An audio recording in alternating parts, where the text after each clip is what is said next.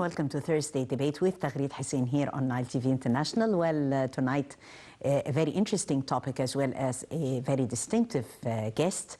We're talking today the future of education after COVID-19.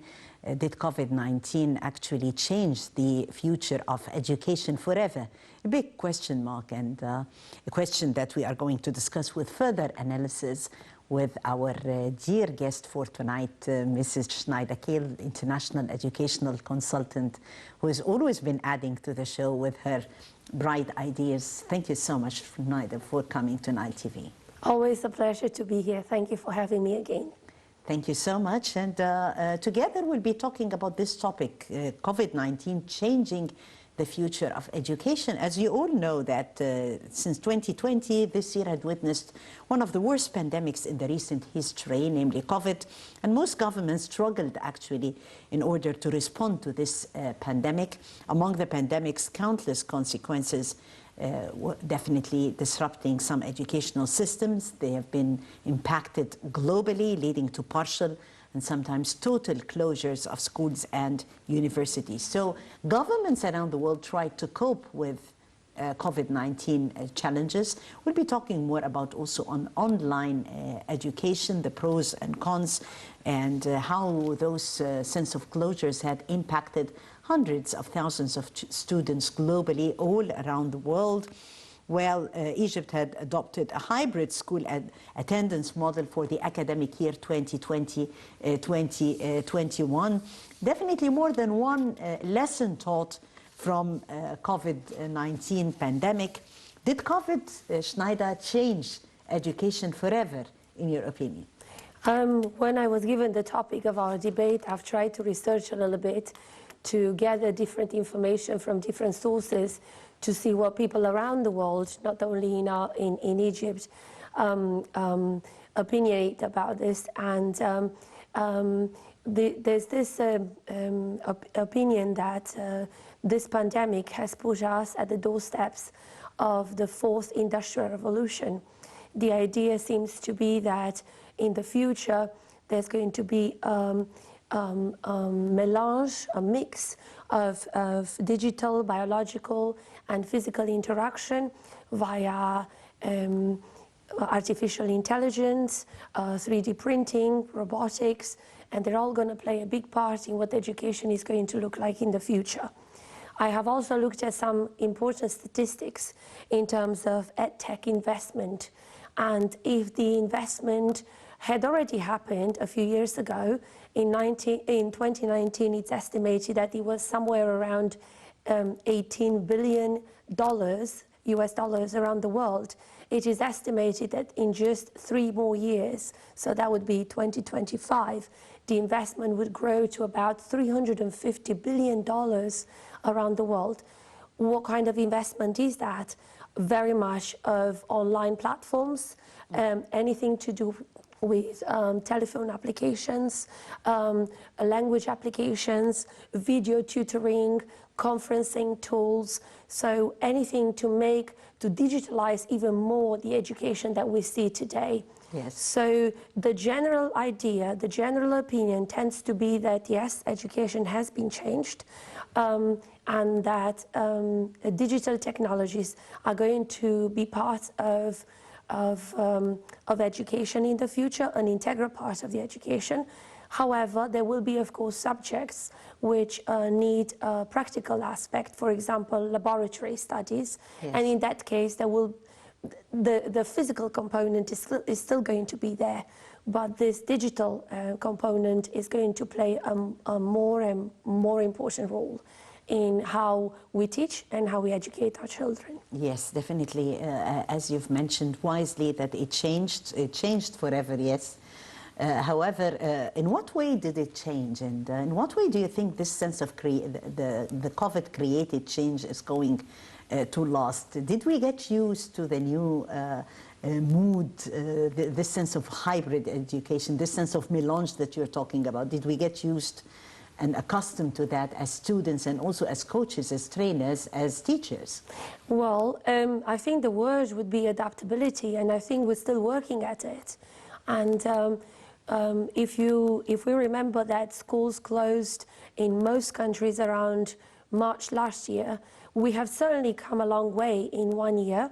We have been a little more prepared when schools had to close down yet again. And I think that in the meantime, there has been a significant teacher training going on in various schools around the world. I think that the pandemic has also made education border-free, so there's been more accessibility around the world to the most important or the best platforms to train our teachers. Now, students and parents are still a big part of this online studying. Parents still had to adapt to the comings and goings of the pandemics. There was a time when everything and everybody was online. Work from home was en vogue because that was the only way to cope. However, from time to time, lockdown situation has relaxed a bit. Parents had to go back to work, and students sometimes still had to be online. So they had to cope with all this life balance situation.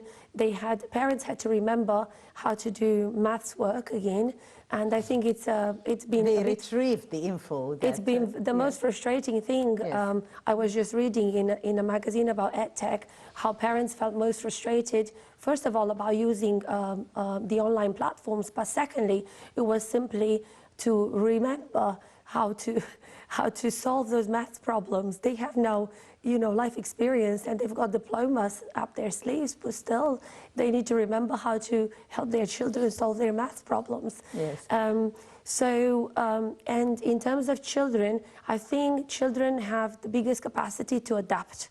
And however, medical research shows the pandemic, and because of the online studying, children have been deeply impacted in their emotional state. There's still a great deal of frustration.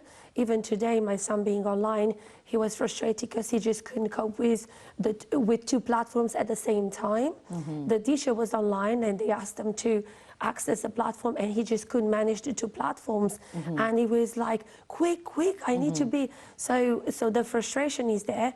NHS reported high case of depression amongst kids. Mm-hmm. How can we get over that? I mean, there were different approaches when COVID struck in order to support the learners in a way or another, different approaches to support them so that we won't get this sense of frustration or this sense of depression. Because mind you, also the relationship between the professor and the student, the flesh and blood relationship is very important. Mm-hmm, mm-hmm. So there have been some well-being studies and courses happening in some countries. So if we speak about March 2020 and today, so almost a year later, some schools have opened and went back to lockdown. So in those times when schools did open, there was a great emphasis on the students and the teachers' well-being, and the courses have taken places, and laughter yoga has happened in order to make kids cope with the new changes. Let's remember that even when schools did open, and schools are going to open again, they are opening with a lot of restrictions. Social interaction is not the same. Students are being taught to stay in their bubbles. Most schools would call them bubbles, and students are being taught how to interact in a very small circle. For example, again, I'm using personal examples. When I ask my child, who is your best friend now? He says, I have a group of friends. It's changed because playing on a very small very small scale and in a very small part of the schoolyard forces different kinds of interaction. He used to just take off with his best friend at recess and play around the schoolyard, whereas now they can only move within their bubble. As a result, his form of playing and interaction has completely changed. And I think the way forward is communication. We need to sit down and listen to our children. We need to understand how they're coping with this, both online and offline. We also need to make it very clear to them that it's okay to be frustrated, that it's okay to be a bit late for your online studies. It's okay not to finish everything because you don't know how, and to give them support, to say who, for example, those children who cannot finish between 9 and 10, the teacher will link back to them, I don't know, at a different time and re-explain that. So give them lots of support and possibility to achieve what they're supposed to achieve. Yes, and it's the same for parents and the same for teachers. So I think communication and support and still playing on well-being. And I wanted to say one more thing, concentrating on core subjects. I think most schools have done that. They have to, it's impossible to achieve online the same thing that you achieve face-to-face. Right. And as we don't have an exclusive online curriculum, and as we cannot operate exclusively, exclusively online, simply because we don't know what's ahead of us. We don't know what this vaccine will bring, hopefully a more relaxed situation. But basically because of that, we need to operate at different levels and to give people the possibility to express themselves, and in order to narrow the achievement gap, to just concentrate on core subjects. Yes, exactly. As you're saying, it's very important, and each system has its pros and cons. However, Egypt adopted a hybrid school attendance model for the academic year of 2020-2021. We've been doing fine, and we've been actually coping through a sense of creativity also and innovation to our educational systems in order to fight the repercussions of COVID. Let's watch this report highlighting this specific topic. We'll be back. President Abdel Fattah al-Sisi directed for all pre-university students to have the option to attend in-person classes or turn to virtual attendance for the rest of the academic year 2020-2021 if their parents choose to do so. The head of state instructions came during his meeting with Prime Minister Dr. Mustafa Madbouli and Minister of Education and Technical Education Tariq Shawqi. Over the last few weeks, students and parents have been requesting for the option of in-person school attendance and the conduct of examinations online due to the ongoing novel coronavirus pandemic and risk of infection. Presidential spokesman Ambassador Bassam Radi stated that the meeting also discussed the Ministry of Education's plan to hold mid-year examinations and the resumption of the academic year. The President directed for the strict commitment to precautionary measures against COVID-19 when resuming schools. During the meeting, President al-Sisi was briefed on the progress of the national project to develop the educational system in Egypt. He also instructed that the development operation includes the examination system for Egyptian students abroad. After the meeting, Minister Shawqi announced in a press conference that first semester exams will be held from February 27th to March 9th for all students in grade 4 to 12.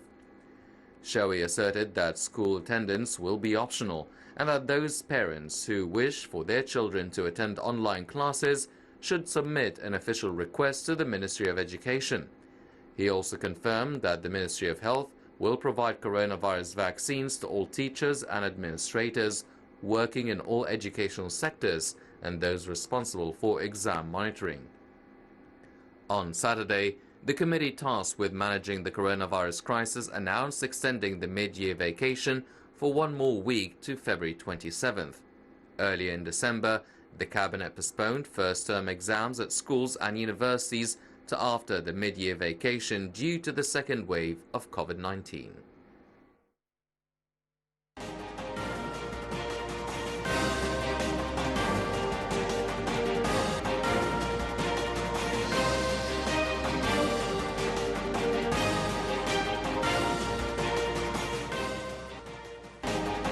As we've seen, Schneider, His Excellency the President said that we have brains and the determination of the people that we count on. Yes, those brains of Egypt were definitely working with an air of innovation, and COVID-19 has enhanced this sense of focusing on innovation and creativity, and also how to come up with solutions that would make up for the conventional means that we're used to. Yes, correct. I think the pandemic has, first of all, united the world, because when you talk about Egypt, then Egypt is facing the same issues and challenges as many other countries, or every country, let's say every country in this world. And then when it comes to creativity, it's exactly the same thing. Some countries being a little more advanced technologically, maybe they managed a little bit quicker the switch from face-to-face to online, but basically everybody has been faced with the same challenges, the same opportunities, the same difficulties, and in a way the same successes. Mm-hmm. Yes.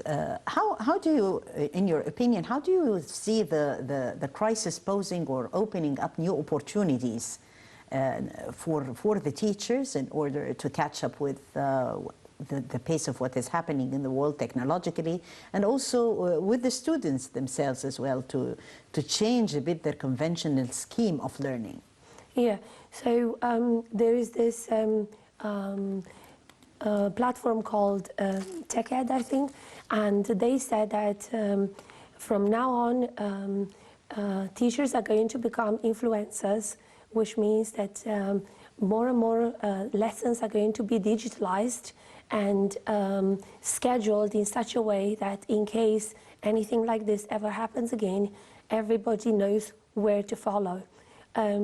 Microphones are not going to be so important anymore, meaning the direct communication between teachers and students is going to change, because teachers are going to record their classes more and more, and then those classes are going to be available and accessible not only for their own students, but maybe students around the world.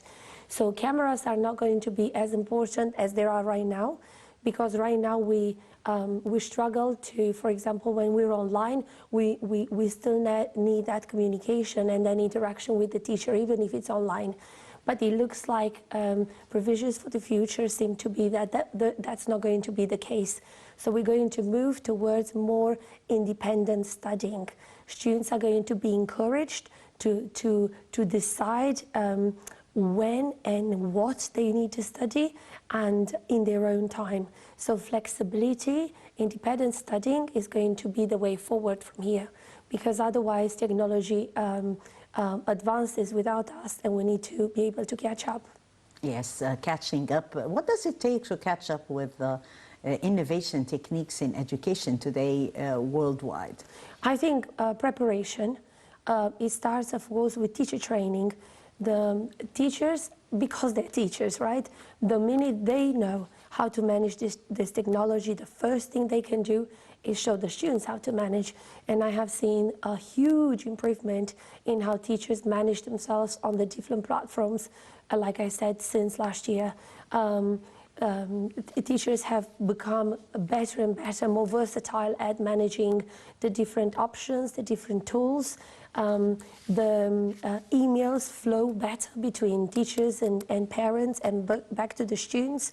And I think even the students, my son is only 8 years old, but with a timetable in front of him, he knows how to set his alarm clock, and when alarm goes off, which platform to connect with what teacher, and how to prepare his lesson for it. Mm-hmm. And if he can do that at 8 years old, I'm sure the children who are much older, like 16, 15, 18-year-olds, they can manage that just well.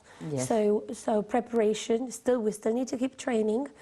Technology is advancing, and we need to make sure that we're up to date with the latest platforms available, latest inventions. But as I said, flexibility and adaptability is the way forward. Yes. Keeping the kids quite physically active during the virtual class has been an objective of educational experts during the challenge of COVID-19. In your opinion, how can we make them quite active and on full alert while taking the piece of information? And the virtual classes sometimes happen some distortions. Of course, yeah. First of all, the PE classes need to exist. The PE teacher needs to be online, just like the other teachers. And obviously, because it's called PE, then you have to do PE online. And the teacher, so it's not just, it used to be, It used to be, I have to say, last year, it used to be more like a video. And some PE teachers with for example, channels on YouTube became really well known in the world, and students would just follow those people. But I think the PE teachers have a vital role of showing the students what to do, PE teacher being in their studio or their respective schools, and the students being at home. I have also seen a new phenomenon that's happening around the world, and it's called Zuta. And that comes from Zoom tutor. So it's, until now, of course, parents were desperate for somebody to teach their children. But the parents do understand that too much screen time is also not that beneficial. So what these people do is help students with their homework, but also help them during recess. So, for example, obviously you still need a digital platform, a laptop, something in your hands, but then the tutor would ask you to go outside, and the tutor teaches you what to do, how to recess on your own with the tutor online, which is going to be interesting, but at least the kids are moving. So the need for moving is there, we know it is, and I think we know better and better what to do about it. Yes, the experts in education were also talking about how to make an online course quite effective. Yes. In your opinion, there were different approaches that were talking about the quality of the online courses and how to make them better, since we are going to be depending on that style of education for a while. Yeah, I think it takes a bit of investment. I am personally collaborating with an online platform where this is exactly what they're doing. We are recording courses for people who would like to access those courses at their own pace. So the teachers themselves, with just the usual day-to-day work and teaching, they might not be able to have excellent online courses. But if teachers given the time and the tools to create those materials online, they can create very nice materials. So online courses need a bit of time, a bit of practice, but the platforms are there, the tools are easy to use, and all you need is somebody who's not camera shy, and it's quite straightforward. Yes. Are there guidelines, Senida, that has prepared the schools for potential emergencies in the cases of lockdowns involving or any sort of involvement concerning the prolonged closures, how to cope with such emergencies? Are there certain guidelines worldwide? So one thing that this pandemic brought upon us is a big digital divide.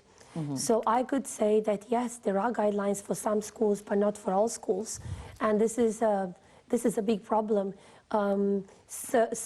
Research shows us, demonstrates that for example, private institutions have been much quicker and able to go online than the public institutions. And this is because, again, in a way, money talks. So yes, there are guidelines, but it takes time and it takes personnel to do it. So yeah, guidelines, yes, but it looks like they have been more, they were easier to follow by private institutions than public institutions.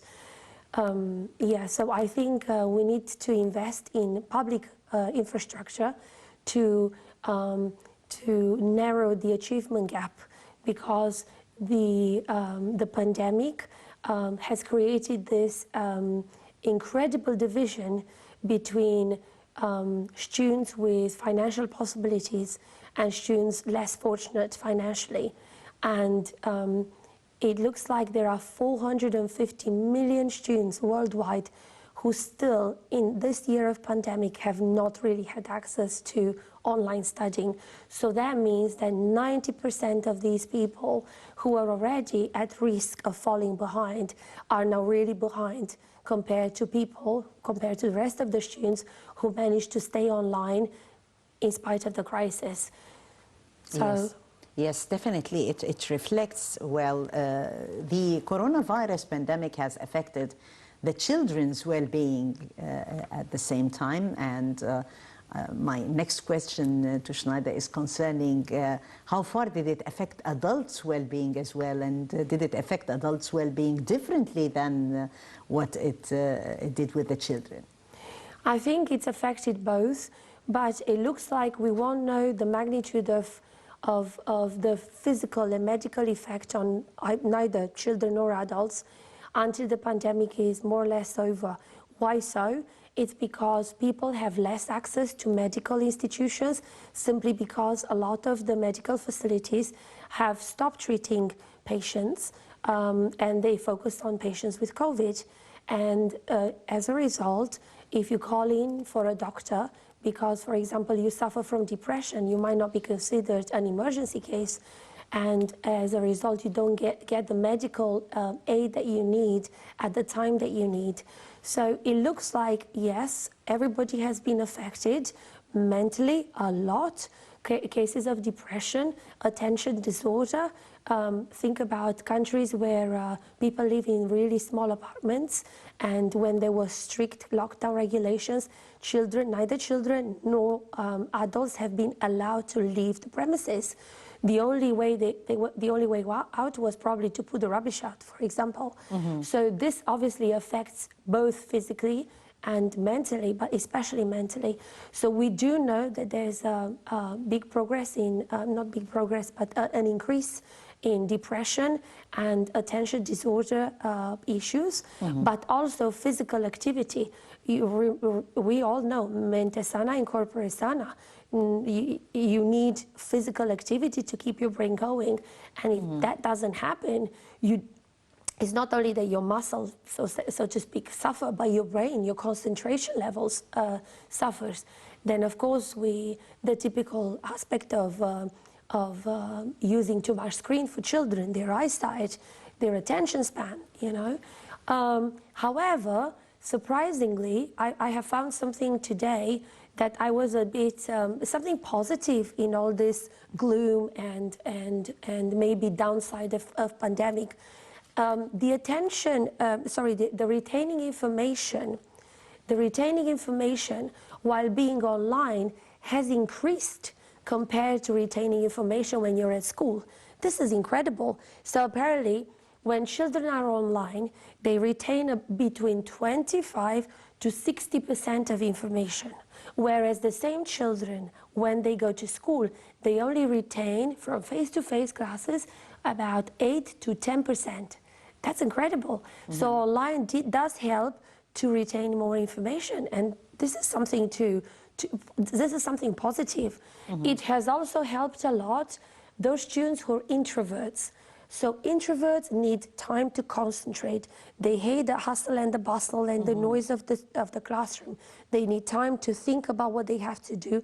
Many times they prefer not to work in groups or in pairs because they really need to be with their own brain. And these students apparently have thrived online. And now there are diplomas for online studying where students get points for doing excellent jobs online. The same students were not that good face-to-face. Mm-hmm. Also, something very important, because so many people have been online, both kids and parents, the CO2, the carbon dioxide has decreased around the world, in Egypt as well, because obviously there's less traffic. So these are all I just wanted to bring them as some positive aspects, because it does seem like everything is a little negative and people don't know what's to come, and we still need to see the ray of hope out of the negativity of the disease. I mean, and we still need. Everybody agrees on one thing, that we will only know how the pandemic has impacted our children in all aspects, and us as adults, everybody, our society, in about 5 years' time, if we're out of the pandemic. We don't know how this COVID is going to work. We don't know how long it's going to be with us. Let's see how the vaccine speaks, and when people get more vaccine, when more people get the vaccine, whether we have more freedom to move around, to socialize again. We don't know. So there are still a lot of incognitos, there's still a lot of questions for the future. Yes, lots of questions concerning the future, but as we were talking that education definitely has changed, and the way people learn today is definitely different from the way they used to learn before. Many international organizations have also worked in order to make education more meaningful, just inclusive as well as resilient. And well, lots of questions pop up like, does this require a sense of a revamp in the curricula as a whole? In the stipulations of the curricula, what is really interesting for the students and what is challenging while they are learning online? Of course, yeah. There are reports which say that even students are now challenging the existing system, like, do I really have to go to school if I can do all this online? And parents, because while not going to school, for example, there's less expenses on transportation. Maybe kids eat better at home than in a school canteen. So there are lots of questions for the future. And I think little by little, these questions are going to be answered by what is to come. Like I said, there's always going to be a practical component. There are subjects where physical presence is going to be needed at different ages. We also need to think about exams. I know the exams are now being encouraged online, but it's more to do with the fact that bringing a lot of people physically in the same place is still quite dangerous because of the spread of the virus. However, in the future, will that work? In what conditions? And yeah, so there are still lots of questions there. Yes, well, the extended school closures have been a huge disruption, actually, during 2020 in the academic year. It has also shown that learning can still continue through the distance learning, distance education and online education. And Egypt did take lots of great steps concerning digitizing Egypt. So digitization emerged as a winning card here. Oh, absolutely. And as we said at the very beginning, there are lots of organizations around the world that are very fast developing all kinds of applications and online tools for the digitalization to continue in the future, no matter what happens. I have read about some important, because you were talking about organizations, and there are lots of children's organizations such as UNICEF that have tried their best to work in areas most affected by the pandemic, and especially with those children that we were talking about that have less access to education. And they have realized that even in the developing countries, smartphones have played an important role in keeping the children focused. In a continent like Africa, there are more people in Africa sending money via their smartphone from person to person than anywhere in the world. As a result, they realized that in Africa and Asia, the online platforms, when it comes to smartphones, are very much accessible even to less fortunate children, and they developed these platforms, and children in countries like Vietnam, Cambodia, for example, have had continuous access via their smartphones. Now, the situation is not ideal, but as we're saying, focusing on core subjects and at least keeping up as much as possible with the idea of learning, the idea that education is important, and without this, these children don't really get a chance anyway. I think this was the most important goal. In some countries, television played an important role, in radio as well, but it does look like the smartphones have played the biggest role in the developing countries. And also, there was another project in Kenya called Pandemic Pods, and it was simply just volunteers, community volunteers, maybe teachers, maybe just parents who could do it, and would gather children I'm talking about children of all classes, so to speak, not necessarily poor or rich, but children, and would teach them as a group. Yeah. Exactly, yes. And would teach them as a group, and it seemed like that's another way forward. So I think everyone, whether governments or education entities or schools themselves, have tried to focus on the idea that education is important no matter what. It has to continue no matter what, and whether pandemic or not, without education we just can't move forward. And as long as children of any age understand that, then no matter what happens in the future, whether it's face-to-face, whether hybrid or digitalized, completely digitalized, as long as they study, that's a good option for the future. Yes, many options for the future. What we're really sure of is that education has changed for the future, definitely after the challenging COVID-19, what it has posed. The Universities Council agreed to hold the first semester exams from February the 27th. The following report highlights the procedures. Let's watch. The Supreme Council of Universities announced that the first semester exams will commence on February 27th. The council, headed by Minister of Higher Education and Scientific Research Khaled Abdel-Ghaffar, emphasized the need to apply all precautionary measures against the novel coronavirus pandemic. This would also see crisis committees introduced at different universities to ensure the safety of students and staff. It agreed to continue the application of hybrid education, which combines physical with online classes, in addition to reducing the number of students in classrooms and laboratories to ensure social distancing. The council said that students at theoretical colleges will be required to attend classes 2 days per week, while students at practical colleges will attend classes 3 or 4 days per week. It also approved the extension of the current academic year for 3 weeks at all universities, in order to complete the academic curriculums. The council added that those students who wish to postpone their courses and exams for a year have to submit an official request. Those students who are confirmed as having COVID-19 must submit a medical report to postpone their exams, so long as the exams coincide with the period of infection. They will be allowed to continue their exams after recovering from the illness. Last week, Abdel-Ghaffar told the media that students will either take written exams in their faculties or take online exams for the universities that earlier announced they have the required infrastructure to do so.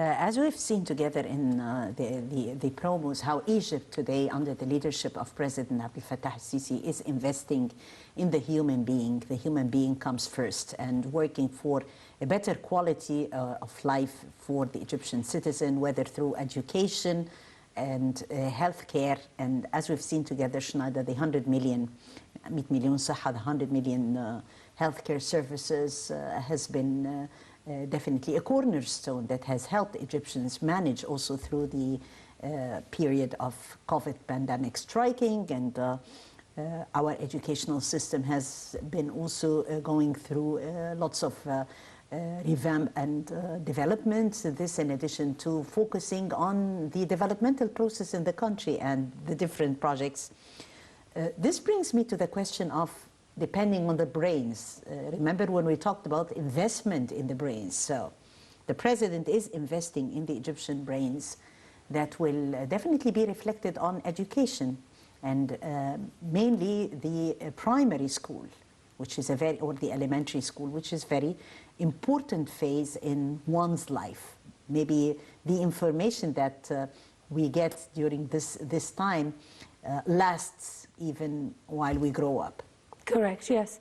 So when I was saying something about the impact of COVID on children, and when I did have in mind the primary school, we still don't know how they're going to react in 10 years' time. And they their emotional state, their mental state, and their interaction is completely changed because of the pandemic. So we don't know when they get back to a more normal situation. Maybe in 2021, 2022, we will see how that's going to affect them. So, for example, right now, even if they do go to school, they have to wear a mask and they have to apply with restrictions. Yes. To their lives. There's a big culture change there. Even the way they interact with the teacher. Maybe in the past, some teachers would shake hands or they give it high five. Now that doesn't exist. In some classes, there is a red line between the teacher and the students, exactly because of the distance, to keep the distance, and the teacher would only teach from the front of the class and does not have access around the students to see exactly what they're doing. This is again because of this pandemic and to stop the spread as much as possible. And yes, so we don't know. Then not to forget that data protection. We're using all these online platforms and our children are getting very used to clicking here and clicking there, not knowing the impact that has on the data privacy. What's happening with all these platforms, with our children clicking on through these platforms? Where is that data going? Who's taking care of it? Yeah, it's a very important question for the future. What's happening to data privacy? I think in the future, big companies are going to basically bargain and negotiate with data. Because they're going to platforms that everyone's using today, like Zoom, has millions of people on it. What's happening with the data on those platforms? There are no regulations because we've never been impacted at this level ever in our lives, in our existence, we could say, as humanity, right? So all these are ahead of us to discover. It's going to be a matter of working together, medical professionals, IT sector, and education, and see how we can help our children develop to their best. Yes. Besides that, we have seen other changes as well concerning the mobility of education and its societal impact. How to turn the transitional education from a temporary status to a permanent one. Like many changes are taking place. However, there are lessons taught from our educational experience while dealing with COVID. What could you name some of the few lessons learned from that experience? I would say flexibility, that humans are very flexible, and in spite of difficult, unprecedented circumstances, we have somehow managed to pull this forward. We will forever, no matter how old we are at this time, we will forever speak about these 2 years at least. We will see what is to come and how we coped. Resilience as well, like how we managed to push forward in spite of circumstances. And like I already mentioned, how the climate impact has been on the society when the whole society stopped. When traffic stopped, transportation stopped, because there was nothing else to do, and people had to stay at home. And then somehow we emerged, hopefully, better, more prepared for the future, a different future, not something we envisaged 2 years ago, but a future that will possibly be bright and will thrive, and it'll be very nice and successful. Yes, hopefully, and on that optimistic note, for a brighter future, and there is always hope, definitely, that Allah Almighty would bless Egypt and bless you all while we are fighting this pandemic. I thank you very much, Mrs. Senida Kiehl, International Educational Consultant, for being with us on Thursday Debate, always adding value to the show, Senida, with your valuable information and your input. Thank you so much for coming tonight. Thank you so much for having me. Always a pleasure. Thank you. And thank you, dear viewers, for joining Nile TV International. And that was Thursday Debate, and I'm Taghreed Hussein. Many thanks for watching.